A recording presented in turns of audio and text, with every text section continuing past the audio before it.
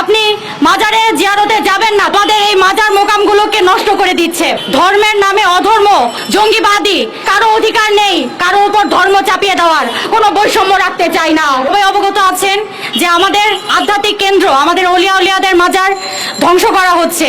কারা করছে? ধর্মের নামে অধর্ম, উগ্রবাদী, জঙ্গিবাদী, তারা আমাদের এই মাজার মোকামগুলোকে নষ্ট করে দিচ্ছে।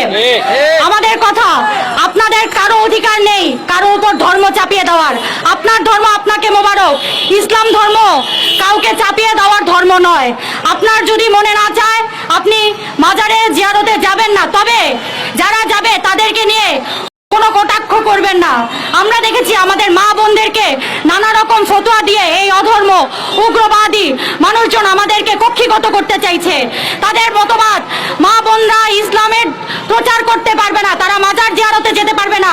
কিন্তু আমাদের প্রিয় নবীর শিক্ষা, আমাদের প্রিয় নবী আল্লাহর রাসূল, আমাদের খেলাফায়ে রাশিদিন যারা আছেন সবাই আমাদের শিক্ষা দিয়েছেন ইসলাম ধর্ম সবার জন্য, মানবতার ধর্ম।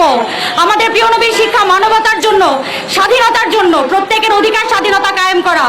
আমরা যদি একটু দেখি, জামাত ইসলামের একজন হুজুর যাকে সবাই বলে শফি হুজুর, তেতুল শফি নামে আমরা যাকে চিনি, উনি মা বোনদের উদ্দেশ্যে বলেন মা বোনদের নাকি চতুর্থ শ্রেণীর অধিক পড়ার কোনো অধিকার নাই।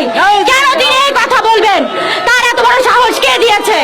যেখানে তিনি আমাদের যে মা বোনেরা আছেন, মা বোনদেরকে নিয়ে তিনি কেন এমন কটাক্ষ করবেন? তারপর আমরা যদি দেখি, তারা চাচ্ছে আমাদের ইসলাম ধর্মকে, আমাদের বাংলাদেশকে তালেবানি রাষ্ট্রের মতো গড়ে তুলতে। আমরা দেখেছি, আমরা সকলে অবগত আছি ইরানের একটি ঘটনা। একজন বোন, ইরানের একজন বোন, তিনি হচ্ছে তাদের মতো করে পর্দা করে চলেনি দেখে তাকে জেলখানায় নিয়ে হত্যা করা হয়। এবং যখন সেই হত্যা চালানো হয় 120 জন নারী মা বোনেরা সবাই তার প্রতিবাদ করে, কিন্তু তাদেরকেও নানা রকম ভাবে হত্যাকাণ্ড চালানো হয়। আমরা তাই বলতে চাই, আপনারা যারা এসব কাজ করছেন, অধর্ম, উগ্রবাদী, জঙ্গিবাদী চালাচ্ছেন, তাদেরকে বারবার সাবধান করে দিতে চাই।